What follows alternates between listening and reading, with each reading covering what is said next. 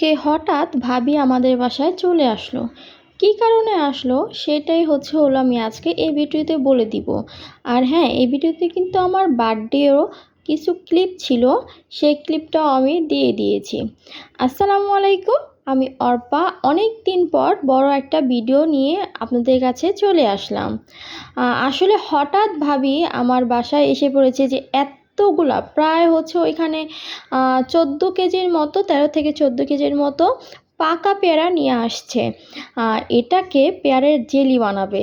জি হ্যাঁ, সবগুলো কেটে কুটে সিদ্ধ করতে দিয়ে দিল। এগুলাকে ভালো করে সিদ্ধ করে এটাকে সুন্দর করে ছেঁকে শুধু পানিটা যেটা বের হবে সেটাই ওই যে ফুটাতে দিয়ে দিয়েছে। আর এই তো চিনি দিয়ে বিভিন্ন মিশ্রণ দিয়ে আমাদের জেলিটা হয়ে গেছে। আর এটা দিয়েই আমরা নাস্তাটা প্রায় সময় করি, আর বাচ্চারা কিন্তু খেতে খুবই পছন্দ করে। এই তো এটা ব্রেড দিয়ে অথবা পরোটা দিয়ে খেতে এত ভালো লাগে, মানে এটা একটা সিক্রেট রেসিপি। আর রাতে 12টার সময় আমি একটা সারপ্রাইজ পেয়ে গেলাম। আমার জুলাইয়ের 20 তারিখে আমার বার্থডে ছিল। সেই বার্থডে উপলক্ষে আরাফের বাবা আমার জন্য কেক নিয়ে আসছিল। আমি তো মানে মনটা খুবই খারাপ ছিল, ভাবছিলাম হয়তো এবার কিছুই করা হবে না, তাও যতটুকু চেষ্টা করছে আমার ফ্যামিলি করার চেষ্টা করেছে।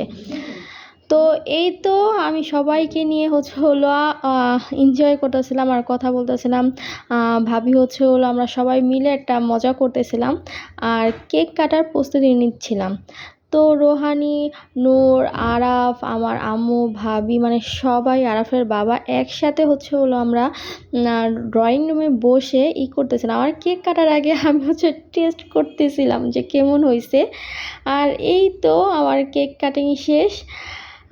তো আমার মানে এটা ছিল ওই যে আন্দোলন ছিল যে সবখানে, মানে কি বলবো, যে দেশের পরিস্থিতি ছিল, মানে আমার মনটা খুবই খারাপ ছিল, খুবই, মানে সেটা আমি ভাষায় প্রকাশ করতে পারবো না। আর এখানে আমি সবাইকে কেক খাইয়ে দিতেছিলাম, কিন্তু রোহানির মানে আমি ওকে দেখিই নেই, পরে দেখছি, পরেও আমি ওকে কেক খাইয়ে দিছি। ও তো পুরো মন খারাপ করে বসে আছিল। আর এদিকে এই যে রাকিবে আর আমার হাজব্যান্ড আরাফ, আমরা সবাই এখানে বসে আমরা গল্প করতেছিলাম। তো পরের দিন যেহেতু আমরা বাইরে যেতে পারবো না, পুরা শাটডাউন দিয়ে দিয়েছে। তো এই তো আমরা ছাদে উঠছিলাম, একটু উঠে মজা করছিলাম। নূর আর আমি প্ল্যানিং করে শাড়ি পরেছিলাম।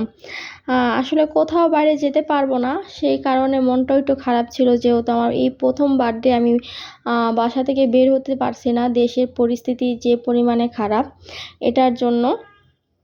তো ছাদে উঠে একটু উপভোগ করলাম।